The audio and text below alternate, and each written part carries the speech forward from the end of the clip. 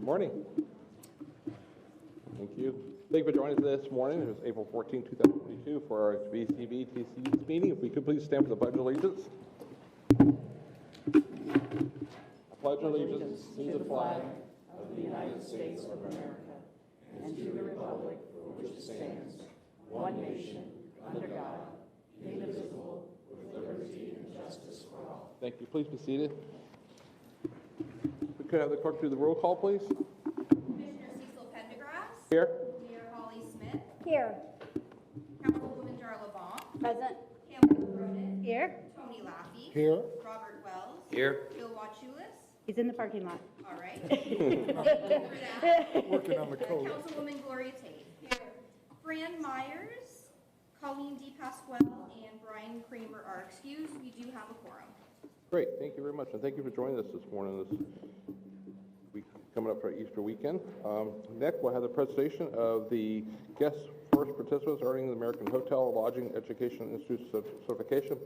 Amber, are you going to join me up there? Yes, we are. Good morning, everyone. It's a pleasure to be able to start off this meeting with some great news today. We have our certified guest service professionals here being presented today. And this is a huge congratulations because these special individuals that we are going to be presenting with their certification and PIN are a part of our major milestone. So for those of you that do not know, our Guest First Customer Service Program is a signature to our destination. And we have, congratulations, surpassed our milestone of 1,000 CGSPs in our community. And not only is that such a huge accomplishment, but it would not be possible with each of you and your continued commitment to our program. And not only to celebrate that, but we are the only destination in all of the United States that has a signature program that has certified 1,000 plus. We're 1,015 CGSPs in our community. So that could not be possible without each of you here today and your continued support. So with that being said, we are now going to recognize our graduates. All right, so as I call your name, please come up. Julian's going to give you your pen and your certificate. All right, so from Lee County Parks and Recreation, we have Dan Anise.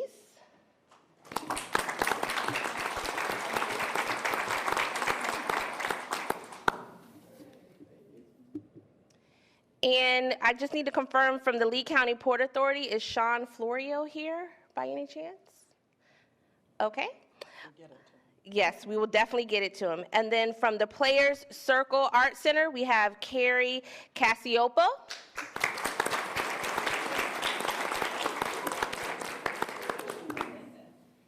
And then we have Renee Ludwig.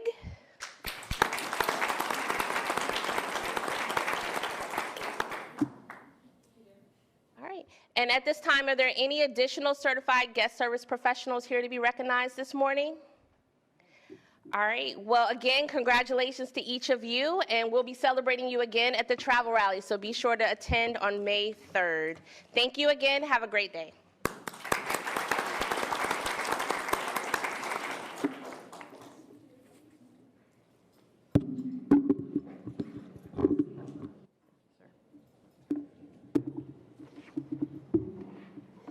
Good group there. Smaller group than usual, but we're getting back in the Small but mighty.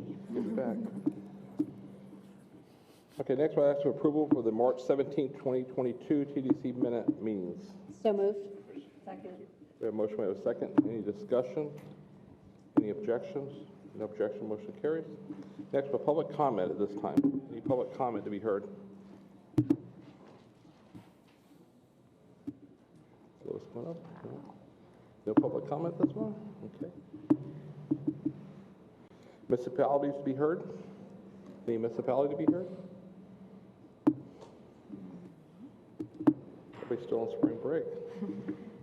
Okay, next we'll go to Tamara for the report. All right. We will share the bed tax collection report with you.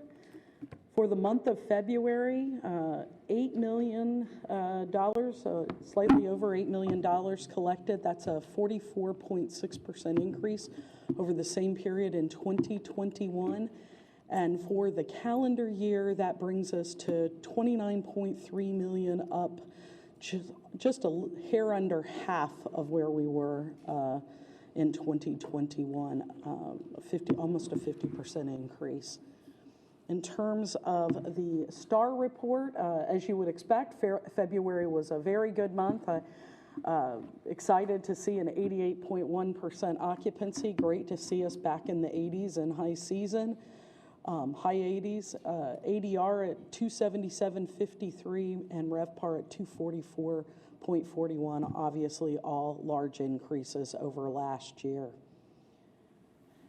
Key data dashboard, 90% occupancy for the vacation rentals, ADR of 318 and a RevPAR of 285. Again, strong performance for the vacation rentals as well.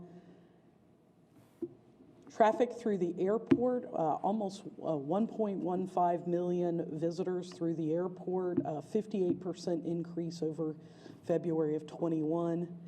And for the calendar year, 2.2, up 55%. So really strong passenger numbers through the airport. The packs are good. I would like to ask Jill Vance to come up and share with you the VCB sales report.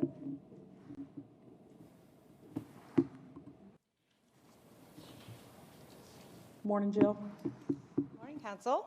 I'm Jill Vance, Director Sales, and here's a recap of the first 6 months of this fiscal year sales goals. For meeting leads sent and meeting leads booked by our hotel partners, we are ahead of pace, and they're very strong this month. We are behind pace, however, for the number of FAM attendees to the destination. And just a reminder that a FAM, or a familiarization tour, is when we bring meeting planners, travel advisors, or even tour operators to the destination, and we show them what we have to offer. Since we don't schedule FAMs during seasons so our hotels can maximize their revenue, we do hope to make up this shortage in the summer. Also, wedding leads. We are behind pace by quite a bit, as you can see. However, I do want to reframe this a little bit. We are only 25 leads behind pace compared to the same time in 2019 before COVID. We have to keep in mind that we are rolling over some incredibly high volume of leads compared from last year, and they were record-breaking, in fact. It seemed like everybody wanted to plan a wedding during COVID. It gave couples something exciting to look forward to. And during some very uncertain times, well, that mentality seems to have tapered off a bit. But we do have some bridal show geofencing coming up, and we even have a photo shoot with bridal guide, of which I'm confident will generate more leads. And for the remaining 3 goals, we're in great shape. Okay, group media. Here are just a few examples from what we did last quarter for meetings media. On the right are some screenshots of a digital expo that we sponsored with Skiff's Event MB. Some of the components of this sponsorship included our logo on all of the speaker poll questions and results. We had a landing page featuring our island incentive offer and even a link for meeting planners to submit their RFPs. For travel trade media, we have updated our branded specialty course in North Star's Travel Agent Academy. This was a great resource for travel advisors to learn all about our destination. After each session is a short quiz, and it ends with a final exam. And over the past 2 years, more than 1,500 travel advisors have graduated from our academy as certified destination specialists. And we just rolled out a new chapter featuring our destination weddings. For our weddings media, here is a social media post. There's a digital banner, a dedicated email, and a native ad, all with Bridal Guide. Bridal Guide really produces well for us.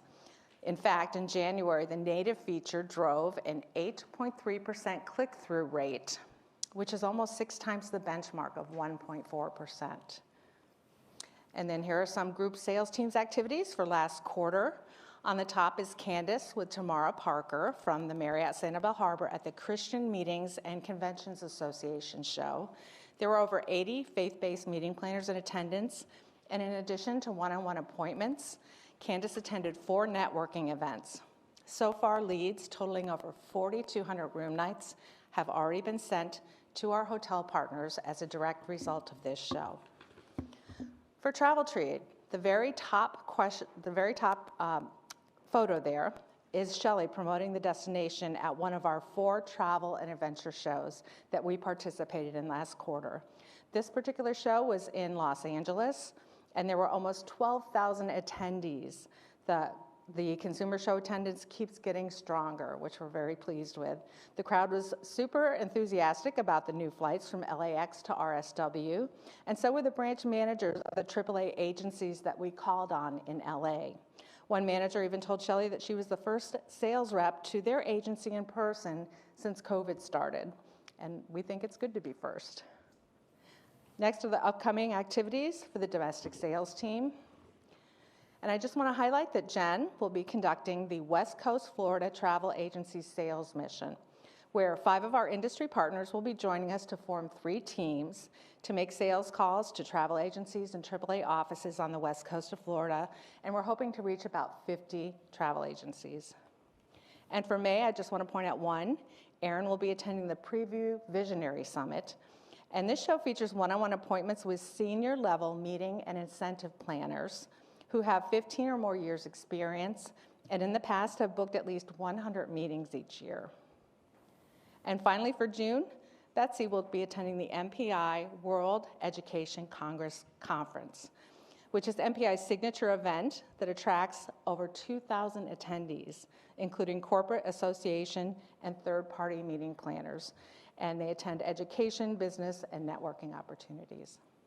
Are there any questions before I turn it over to Simone, who will update you on our visitor services activities? Thanks. Thank you, Jill. Welcome, Simone Baer from Visitor Services.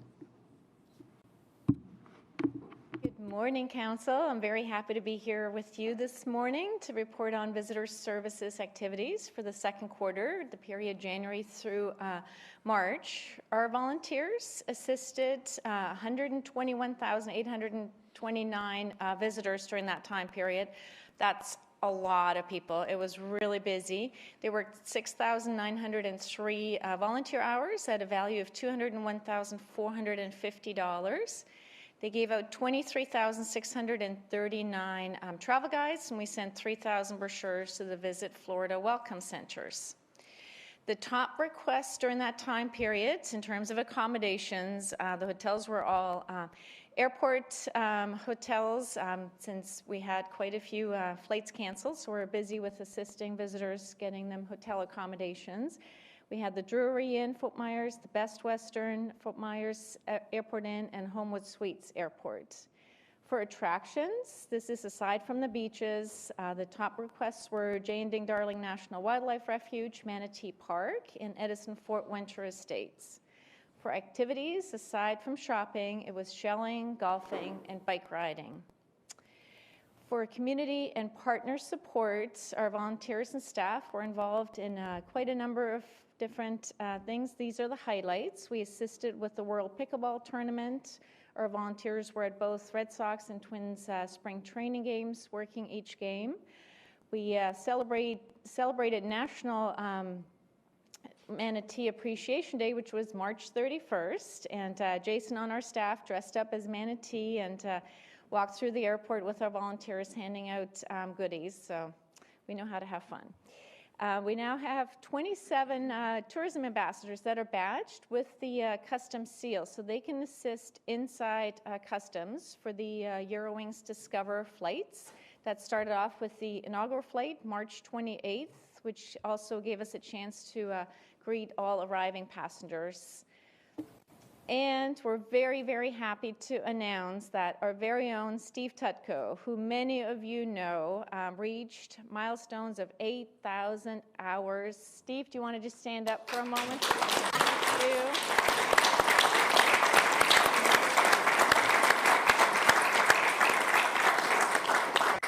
Steve, we appreciate you, and 8,000 is an all-time record that any volunteer has ever reached in our program. So took you 17 years, so we hope you, but we hope you can just keep going. Our volunteers participated in various destination education training trips. They went to Sanibel Moorings, Holiday Inn Express at the airport, Headpins, attended shows at Players Circle Theater, attended Minnesota Twins and Red Sox baseball games, and staff participated in a Cape Coral familiarization tour. Looking ahead, we're very excited for our 2022 Lee County Travel Rally and Community Celebration on May 3rd at Lakes Park. We hope that you can all be there to celebrate tourism with us. The date is set for the 22nd Annual Elaine McLaughlin Outstanding Hospitality Service Awards, CE Awards, which will take place September 8th. Our volunteers just participated in Edison and Fort Winter Estates familiarization tours. And on May 9th, we've been invited to tour Tween Waters Island Resort and Spa, as well as the West Wind Island Resort. Thank you to our industry partners for inviting us. We really enjoyed learning all about you. And are there any questions? That's it for me. Yes. Hello. Not really a question, Simone. It's more of Yep. a comment. And I Okay. instead of waiting to the end of the meeting, I attended the annual tourism volunteer ambassador luncheon, and I was just, it's not the first one I've attended, and I'm just overwhelmed every time I go. And these are some points I just wanted to say. The sense of family that you have there, the commitment, the length of service, the life experiences of those volunteers. And I also wanted to give a huge shout out to several people came up to me afterwards and complimented all of the staff and you, Simone. So thank you very much. It was really an inspiring event. And I told everybody I better get on the wait list now because I know it can take years for spots to come out. But it was really a very heartwarming event. And Steve, congratulations. Oh, thank you so much, Holly. It's, you know, we just love our volunteers so much. That we are a family. I think that you captured it absolutely. So they're very special. So thank you. And just to add to that, I had several emails after the event thanking us for hosting the event and you know, with a lot of accolades for Simone and the team there. Many of them say they volunteer at other organizations throughout the community. They have a strong spirit of generosity, many of them, not just volunteering with the VCB, but other entities. But they tell me that the way they're treated at the VCB really rises to the top of all their volunteer gigs. So it is, you know, we are so proud of them. They are amazing people, as I always say. These aren't people looking for something to do. These are people who were CEOs, CMOs, flight attendants, pilots, attorneys, a Pulitzer Prize winner. I mean, we have amazing volunteers, and we're blessed by them, for sure. For sure, yes, yeah. And you know, I had an awesome mentor, Judy Durant, who all of you know, and I'm so grateful for her. She taught us everything. So, but I will pass this on to Jackie Parker, who's going to give you the communications report. Jackie Parker from our communications team, thank you. Right. Good morning, everyone. Council members, my name is Jackie Parker. I'm a communications manager on the team. And since the last time I presented, the team has been traveling a lot and continues to do so. So let's get started. For the second quarter, our impressions have increased by 54% from the last quarter, in large part to March, which had over 1 billion impressions. That is not a typo, 1 billion in 1 month. And much of that came from our story in Yahoo Life, 8 places for camping in Florida. Boston Globe had coverage on a story on adventures in Sanibel, and Reader's Digest on 15 beaches with the best seashells in the world. And this puts us a little over the halfway point of reaching our goal of 3.2 billion impressions. Let's move on to coverage. And in our top tier coverage, the destination was featured in major publications including USA Today, The Pointsky, and the New York Post. And I wanted to put a little spotlight on Country Magazine. It is geared to Midwest readers and readers out west. They've got 1.2 million impressions, and they did, Cheryl Rodwig did a great story on Matt Lachey, and they had their staff artists do this really eye-catching illustration. You can see Burt's Bar, CW Fudge Factory, Leoma Lovegrove, and whatnot, but it was just really striking. We just wanted to share that with you. And in local coverage, Florida Weekly and the news press continue to give us a local presence to let residents know about the ways to enjoy Lee County just like a visitor. And accolades continue to pour in from Southern Living, Forbes, and Travel and Leisure. And in particular, the Forbes article, the 22 best places to travel in the U.S. in 2022. Our NJF team contacted the writer who wrote this, Laura Begley Bloom of Forbes, and got her in touch with Chloe Caldwell, who had just been here. She was a writer who had been here in March from the West Coast. And this was a compilation from women travel experts. And she was just thrilled about sharing her experience with the United's nonstop flight from LAX to RSW. So we were very excited to get that. And moving on to top projects, we had some individual press trips that included Holger Jacobs from Germany, and Holger is an editor of Travel Talk, which is a leading travel publication in Germany, Charlene Peters of Realm and Apple News Travel, and German podcaster Henry Barchett. You can see him over there with Tony Westland from Ding Darling. He was here on a sustainability fam, and he visited Echo and Ding Darling and properties that have received Green Lodging Awards in Cape Coral and Fort Myers Beach. His podcast is called Audio Travels, and you should give it a listen. In March, our team traveled over 10,000 miles. We were lucky to be part of Shelley's team behind the booth in Boston, Los Angeles, and New York City. Francesca was with her in Boston, Miriam was in New York City, and I went to Los Angeles. And we are very proud of Miriam as she was able to take center stage at the largest of these events, again in New York City. She introduced the keynote speakers, which included Samantha Brown, Pauline Frommer, and Peter Greenberg, who you see right here. And as a result of her meeting with Greenberg, we are in early discussions with him to visit the destination for an upcoming episode of Travel Detective. And thanks again to Shelley and the sales team for having us along. And moving along to international, our contractors represented the destination at the international media marketplaces in Germany and in the UK. The abbreviated spring training schedule kind of put a kink in our annual spring training fam, but we pivoted and turned it into a spring in Fort Myers fam. The writers were able to tour JetBlue Stadium, as you can see here, along with other spots in the destination, and we were able to get some great assistance from our intern, Taylor, who's in the smaller photo over there with this fam. And Chloe Caldwell, who I mentioned earlier, is the young lady on the end, so we were very happy that she was with us. And the other publications represented were Grit Daily News, which is a top news source for millennial and Gen Z startups, and UpRocks, which is an entertainment and pop culture website targeting men ages 18 to 34, and the New York Post. And in upcoming activities, we have more press trips and shows. Annie, on our team, is going to be in Atlanta at the Travel and Adventure Show. We have an Unplugged fam coming up, along with a Captiva Pride fam, among others. And we wanted to save the best news for last.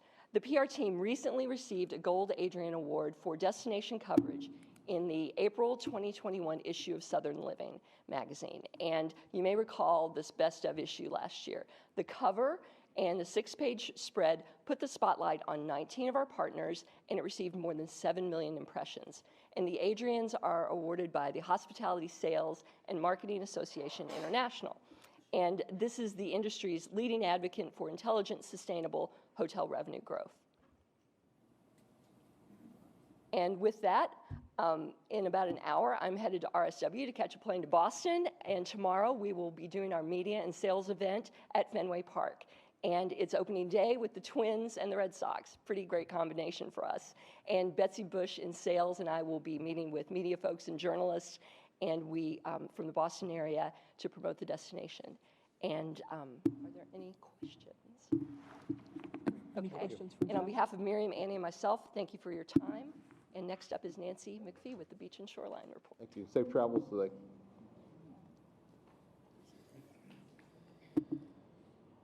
All right.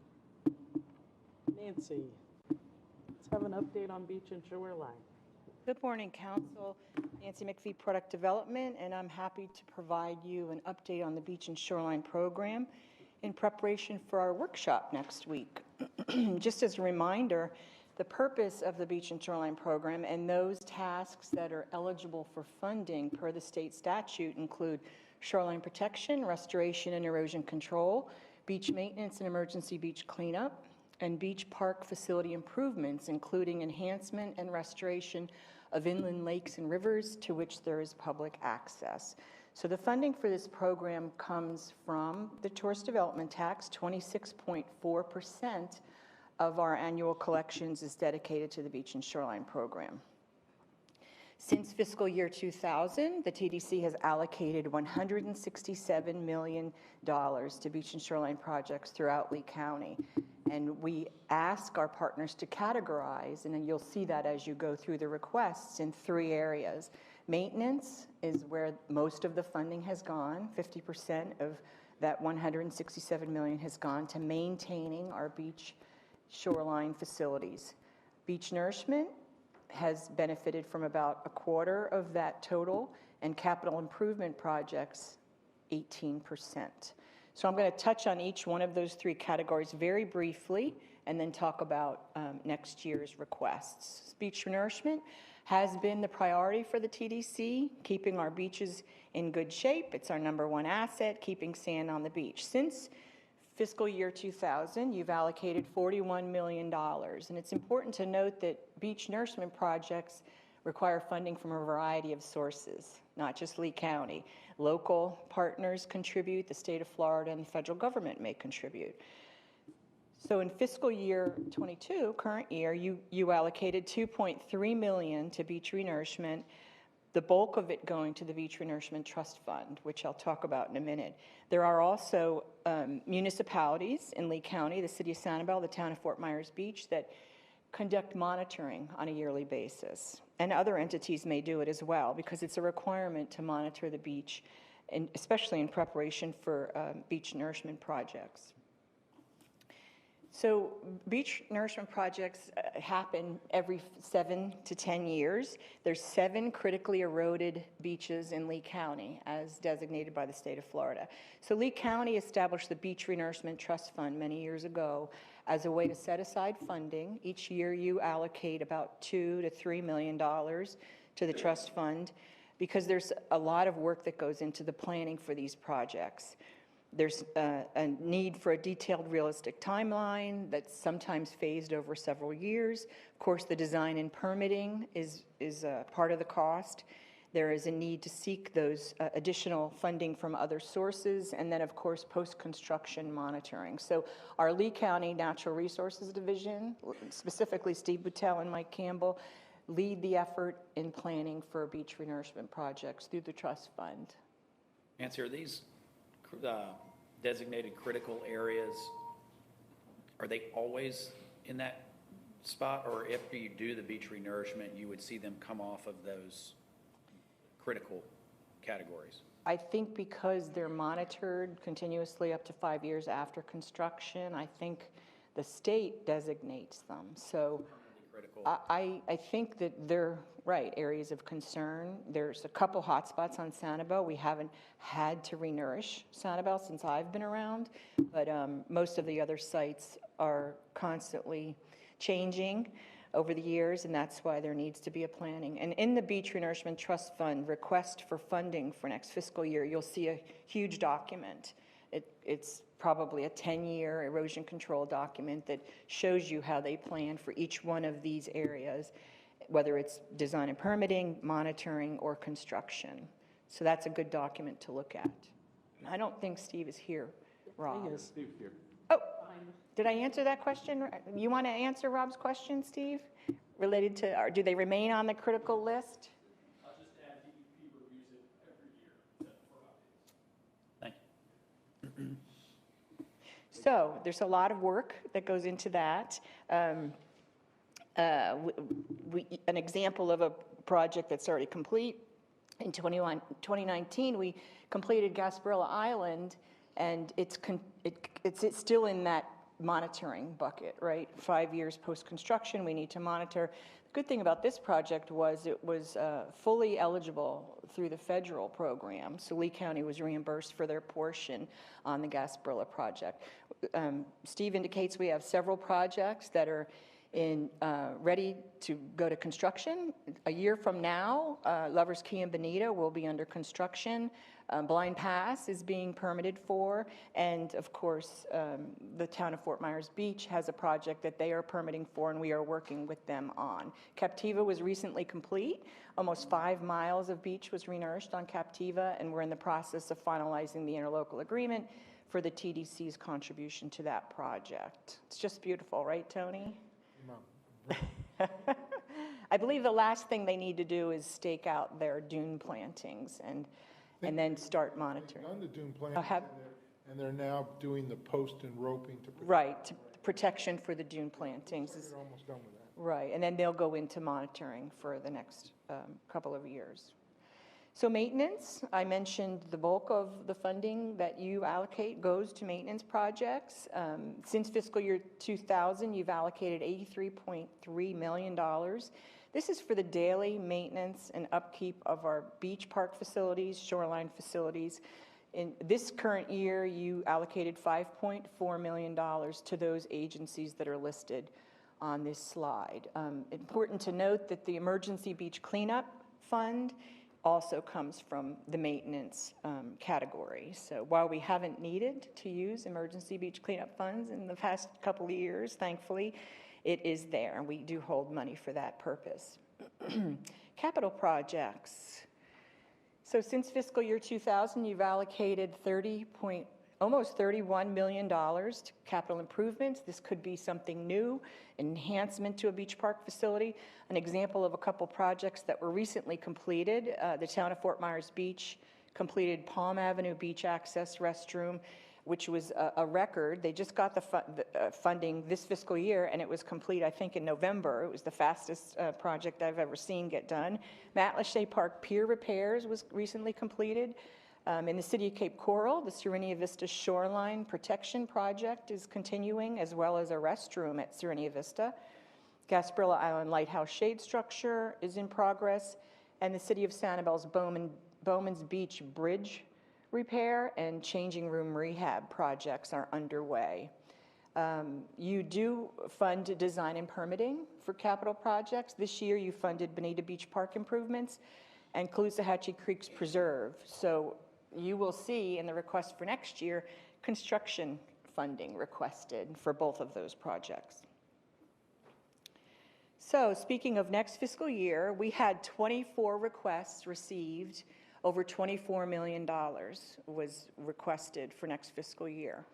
Once the review was done by the county attorney's office, it was determined that there's 22 projects that are eligible, or portions of them are eligible, for a total of $14.1 million that's being requested for you to review and consider for next fiscal year. Our Office of Finance indicates we have about $15.7 million available for the Beach and Shoreline Program.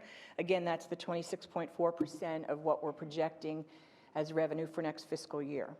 In your packet that I've provided to you, you will find the project request worksheet that we will use. You'll discuss each project next week, and we'll move through. You'll make a recommendation. Some other supporting documentation that's been provided is the active project status report. So there's probably 30 projects that are active right now. I only gave you an example of a few. It's important that you know how many projects each municipality is managing, and how much funding has been allocated and is encumbered for them to accomplish them. And then some of the agencies have indicated their future need for funding. So they may go out 2 or 3 years. So that's good for the TDC to know what might be coming in future years. And the most important document that's not in your packet today, but it was in the Dropbox link that we shared on Friday, and we will also share it this afternoon in the TDC recap, is the project determinations. This is really a good way for you to take a glance at each project and see what the county attorney thought per the state statute. So the projects are listed. We've actually asked for agency priority. Some agencies are asking for more than one project to be funded, so we want them to prioritize in case perhaps we couldn't fund them all. There is a column that says legal determination, and that's where the county attorneys indicated whether it's eligible. Perhaps portions of it are eligible. Maybe it's not eligible at all, and there was 2 in this situation. And then she will also ask you to make a legislative finding if there's certain components of the project that you need to consider. Usually it's equipment related, and that TDC legislative finding won't occur till the May TDC meeting, so you don't need to worry about that right now. But you can review her comments as well as the Coastal Advisory Council, who conducted their own review workshop in March, and they give some really good insight. Most of them have experience with coastal projects, and we really value their input. So it's a lot of information, we know, and we appreciate the time that you spent reviewing these projects. Again, there was a Dropbox link provided with every single project request and all of this documentation that I've been talking about. So I'm happy to answer any questions you have along the way between now and next week. Again, next week's workshop will begin at 2 p.m. right here on August 20th. It will be a discussion. Most of the agencies will be present should you have questions, and then we will take recommendations you make next week to the May TDC meeting for formalization. After that, it goes to the Board of County Commissioners for final approval. So that's my report. Do you have any questions? Any questions for Nancy? This may be for next week, but can we go back one slide? So I'm the slowest from this meeting. So just bear with me. So I understand that the town of Fort Myers Beach, the 9 or 10 million, I'm assuming that's what wasn't allocated? So, yeah. But it's up, part of it is up in the trust, in the 4 million? So it's a multi-year project? right. So what happened was it's eligible, but it's not eligible through this process that I manage. We've worked with the town of Fort Myers Beach and asked them to work with Steve and put the project through the Beach Renourishment Trust Fund. Right now, there's no interlocal agreement. There needs to be an interlocal agreement between the town and the county to manage that project. The Beach Renourishment Trust Fund request for next year was increased, anticipating that we would assist them with that. There's still questions as to how the state and the federal government may assist, so we're working through it. That's why you see it's blank. I didn't want to say it's not eligible, but it's not eligible through this process. We're going to try to work with them to get it through the Beach Renourishment Trust Fund. That's where it would be eligible then? Okay. Right. And we have Steve here too, if anybody needs more detailed questions on the process, but the need for that too.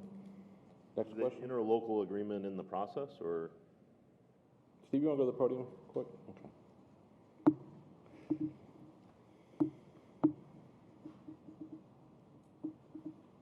Good morning, Steve Boutel with Natural Resources. So Nancy captured the essence really well there. The interlocal agreement is something that we are just starting to work on. You'll know that this has been a long time coming. You kind of helped to motivate the town to start the conversation over 2 years ago. Yeah, but the last time we did the renourishment, we did it through the interlocal agreement, right?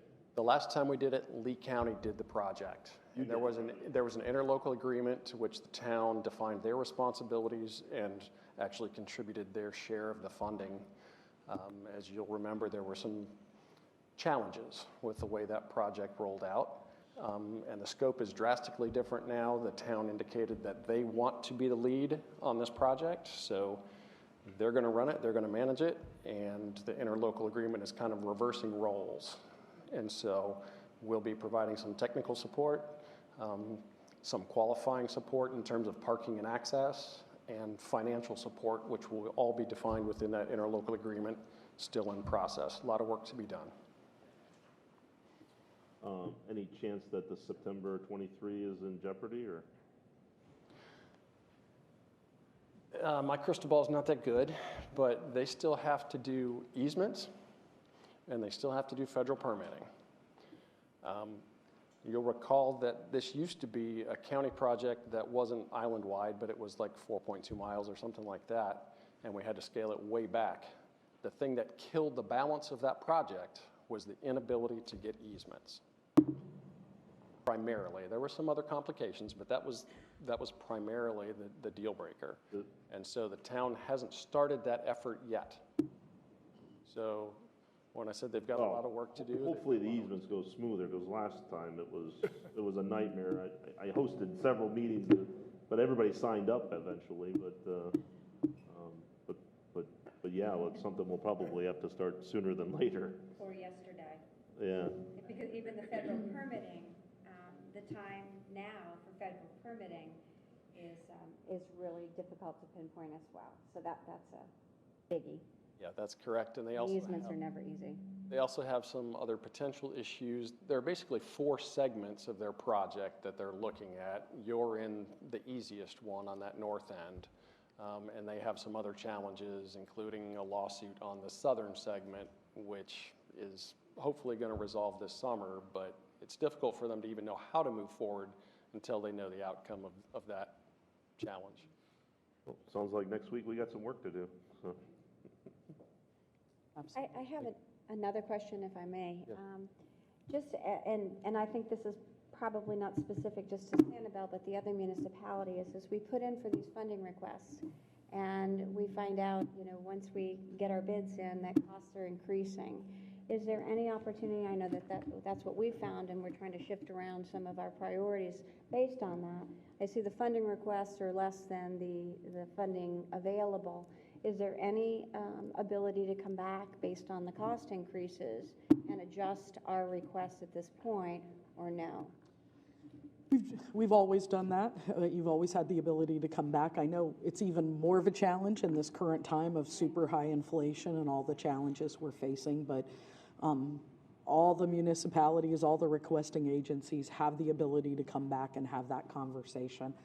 We want you to put your packet together and come forward with, we're ready to go, and now this is where we're at, and this is our number, so that we don't have to do this 2 or 3 times, you know what I mean, when we're ready to roll. But, I think that's where, and I want to be fair, we know projects are going to be in that boat. We always ask them to build in a contingency, that's part of that budget model, but we all know that a 10% contingency right now isn't really working very well. So the simple answer is yes.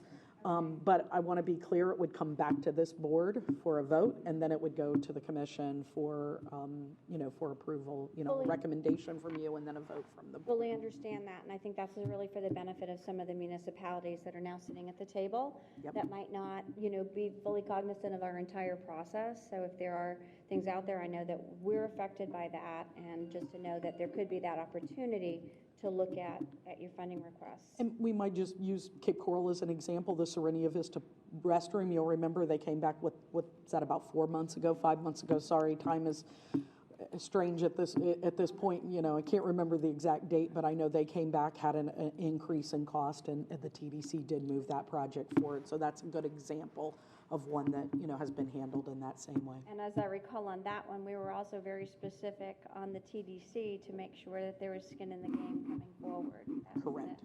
As a strong exception to what we're usually looking at, making sure that people are providing dollars to their projects as they're asking for TDC money. And you'll see that when you review your funding request, there is a request for the commitment from the agency making the request. Thank you. Thank you. Finish another question, Tony? Yeah, as long as Bill brought up some issues. Just, you mentioned the blind pass. Where are we with that, with permitting and timeline on that? Are we having any obstacles there? We are updating the permits right now. Those have been applied for. We also don't really want to do anything out there right now because the Captiva project, as Nancy showed you, was just completed. There's a lot of sand moving around in the system. If we were to dig that channel out right now, it would fill almost instantaneously. So we're probably on about an 18 to 24 month projected construction window from where we are right now. If the pass were to close, that would be a bad thing, right? I mean, if it were to close? It's not as bad as it was initially because we still are eligible for exempt maintenance. So we could fall back to some of those prior authorizations. Yeah. Thanks, Steve. On that one, is there not some sort of, is it more of an open, don't want to say open permit, but is it a type of permit that they can go in and Lee County can go in and continue to work on? Or when it closes, is it a brand new one? I thought that there was kind of a continued process for Blind Pass. It was. So the permits will always have a timeline associated with them and will need to be renewed. The latest version of that, we anticipate what we're asking for now will probably be a 15-year permit.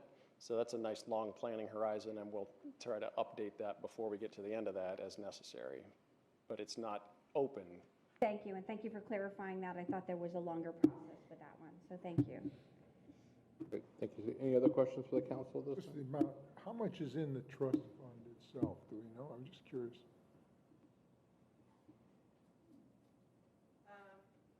I was just curious. I thought I'd just ask the question, you know? No, I asked April that a month ago, and I forgot to bring that number with. Okay. We can get that for you. I actually think it might be in your packet when you review it. I think there may be a balance show. Steve, am I wrong on the big spreadsheet doesn't have a balance? And maybe I'm wrong about that, but. He asked, I think, about reserves. No, he asked. Reserves or just the trust? He asked trust fund. Just the trust. Yeah. Yeah, on the trust fund, we do try to show our projection, but that also anticipates expenses. So from where we're sitting today, I don't have that number. Let me just, Get back to it. Does it say here? no big deal. I mean, 31 million. Thank you. thank you, Nancy. Thank you, Nancy. Yeah, we'll be here next week.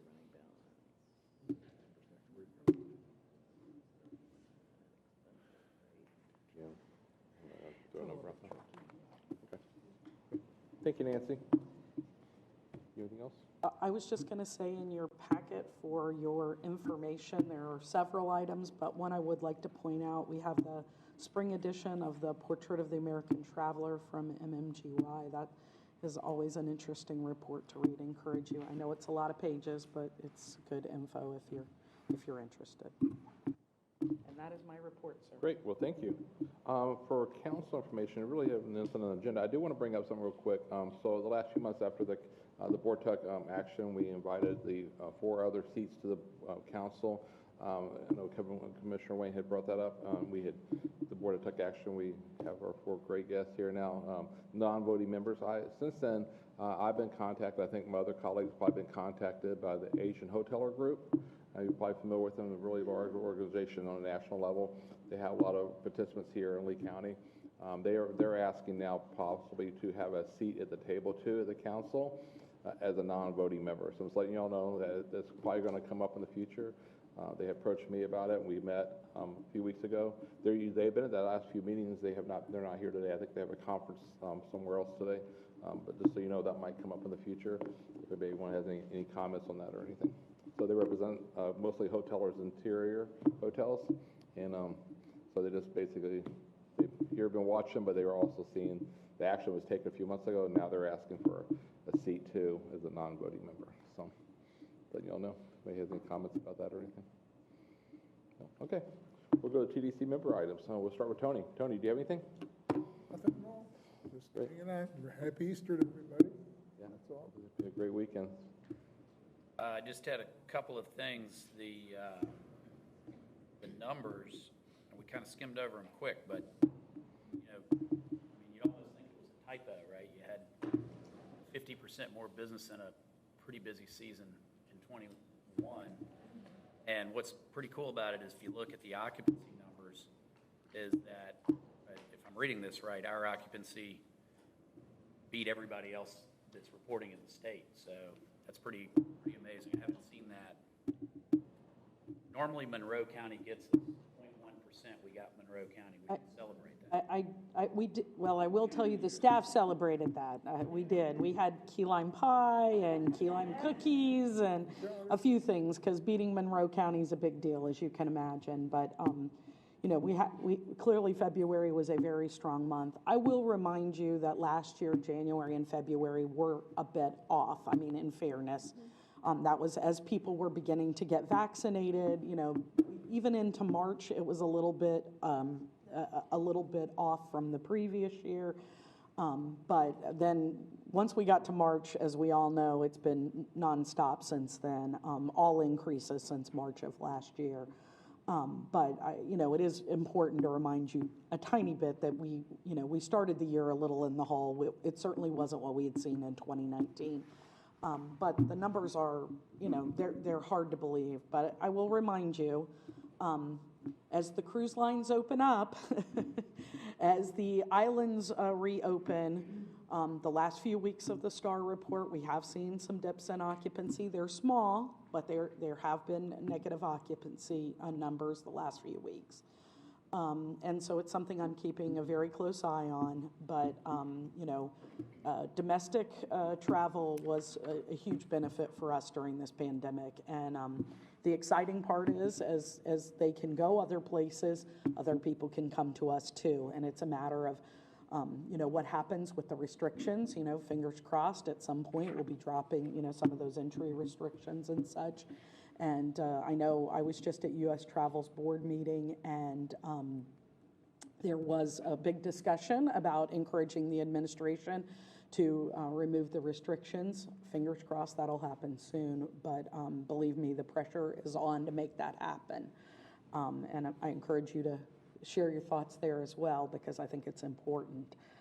But you're right, Rob. It's been an unbelievable time frame, and I think you'll see that again with the March numbers based on it. But I think as we get into April, you're going to see a bit of softening there. And Christine Duffy, who is the president of Carnival Cruise Lines, CEO of Carnival Cruise Lines, said that they had their best booking week the week before she was at the U.S. Travel meeting. No offense, but that's not great news for us, right? I mean, if everybody's going to go back to a cruise, that means, that's going to change. Bill, you just took a trip somewhere else, right? As we get those opportunities to go other places, they might not come to us as they were. But at the end of the day, I think we're in good shape. I'm not concerned yet, but expect to see some softening. I would say what we're seeing in pace-wise for our hotels, it's going to be a great summer. Yeah. I mean, I think they're going to have options, but you're also going to have the international having options to come to us. Right. It should offset. And, we just welcomed back the first Eurowings flight. It was very exciting to be there. It was great having the volunteers in customs because they got to chat everybody up as they were waiting. I can tell you that most of the people on the first flight own a home in Cape Coral. They were ready to come back and check on their home here and have their opportunity to come back. But I think that's about 300 seats that flight. It was about 230 on the first flight, so that's good news for the first flight. And numbers continue to be strong, and that will be good for us, especially when we get to their normal travel patterns this summer. But I'm always cautious, as you know. It's better to be cautious. Thank you. I'm normally the one that's trying to find the problem with the numbers. So thank you. I'm just being as positive as I can. The other thing is I'm like laying in bed flipping through Food Network, and I'm looking and I'm like, that's Fort Myers. My wife's like, that's not Fort Myers. I'm like, no, it's Fort Myers. Big restaurant bet. I don't know if we had reported this before, like in another meeting, or this is just a repeat on Food Network, but it was Jeffrey Zakarian. Yep.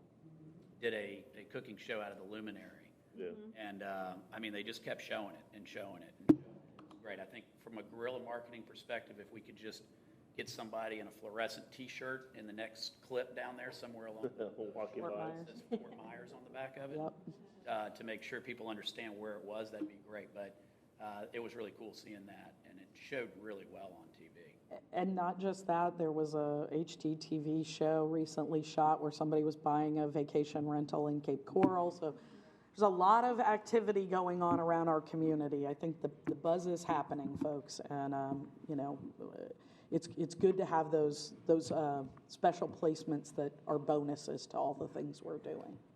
The Food Network and the food shows, it gets a lot of publicity. Lois is here from Restaurant Association, but they get so much activity across the nation. People travel now just for food. And it's just so different than what, say, 20 years ago. So that's the hot item right now. And, I think that's some of the advantage that the Mainsail Group brings to our community. We've talked about this a little bit before, maybe not so much in this forum, but, they have the Epicurean in Tampa. They have this relationship, to food and quality of food that I think is really exciting, and it's great to see them working with the Food Network in this way. So, super. Councilman from Estero, anything going on? Have anything for us? Every year I go out on 41 in Estero and I say, boy, my memory's failing me, but it seems like there's way more traffic this year than last. So it's really good to see these numbers that you present, because then it confirms that it's not my memory failing me. There's actually more people on the road than there has been in the past. So it's the good thing and the bad thing. Like, where are we going to put all these people? That's the challenge that we see. But it's interesting to be confirmed, and my mind hasn't totally left me yet. It's on the way, but not gone. Thank you. Boya, do you have anything? Good morning. Thank you. I missed last month's meeting, so I want to thank you for appointing the seats and giving us all an opportunity to be at the table. I appreciate that. Cape Coral's doing great. We just finished our bike nights for the season. We finished our first Brew Fest. It was very successful. We're growing our parks, as you know. We have a lot to be thankful for with the TDC relationship. And I just wanted to wish everyone a happy Easter. I will not be here for the 20th workshop. I have a family emergency, but I know our staff will be. So thank you. Great, thank you. Morning. Good morning. I just want to thank Bill for his questions on the Fort Myers Beach renourishment. I would respectfully just ask Nancy and Steve to work with the town, and if there's problems with the town, please let me know, because the Fort Myers Beach renourishment, we have serious challenges on the north and south end of the island, and there really is a sense of urgency that we get this done. And so if there's ways that I can help the town be cooperative so we can be in sync with the TDC system, please let me know. If you visit certain parts of the beach on Fort Myers Beach, we have some real challenges. So there is a sense of urgency. So please help us be successful in this endeavor. I wanted to also thank Commissioner Pendergrass, his colleagues, Commissioner Sandelli and Hammond, for joining us for the ribbon cutting for the Estero Beach Boulevard project. Our executive director, Tamara, was there as well, which was awesome. It was a great event. That project is transforming Fort Myers Beach in a very positive way. I walked from my home to the event over a mile on sidewalks that not only were new, but they didn't exist before this project was started. So it really is a transformational project. So thank you, Commissioner, for all your support and all of your colleagues' support. It's transforming Fort Myers Beach in a positive way. So thank you. Turned out nice. So long time waiting, but it's worth the wait, though. Thank you. Anything going on in Bonita Springs? Not a whole lot going on. We do have our downtown getting revitalized, a lot of new businesses going in. And so I had a question about this Discovery Challenge. If all the locations were already set, or if there were ways to add to that? Absolutely not. Nancy, maybe you want to add to that? At the table and in front of the TDC, we just launched a new gamified passport, and it includes over 70 locations in Lee County, and it absolutely is not done. If there's something art, nature, cultural related in your community that you would like us to add to the challenge, we're happy to do so. Reach out. Okay, I think we tried to represent each community as best we could in those 3 buckets. Who would the contact person be? It would be me. Okay, cool. Thank you. If anybody's interested in joining in on the new on that new challenge, please reach out to Nancy McPhee, just in case they didn't hear that on the recording. Thank you. Thank you. Thank you. Mayor? No, nothing. Happy Easter, everyone. Yeah. Bill? Just proud to announce on April 27th, the FRLA is having a luncheon. It'll be hosted at 11 o'clock at the Lee School District building. I have to enter through the north door. The lunch will be created and served by our very own Lee County culinary and ProStart students. And our guest speaker is the new superintendent, Dr. Christopher Bernier. So please join us. And it's also an opportunity of those that are looking for some high school students for employment. So. Great. Thank you. You got a golf tournament coming up too. I forgot the date. Lois, when is the date?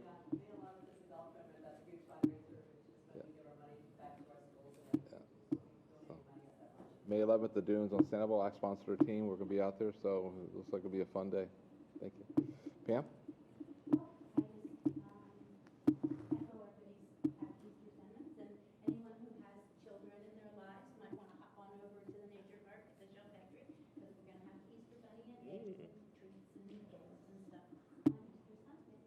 Great. Well, thank you. And if we don't have any other business, we'll go ahead and adjourn and wish everybody a happy holiday and happy Easter this weekend.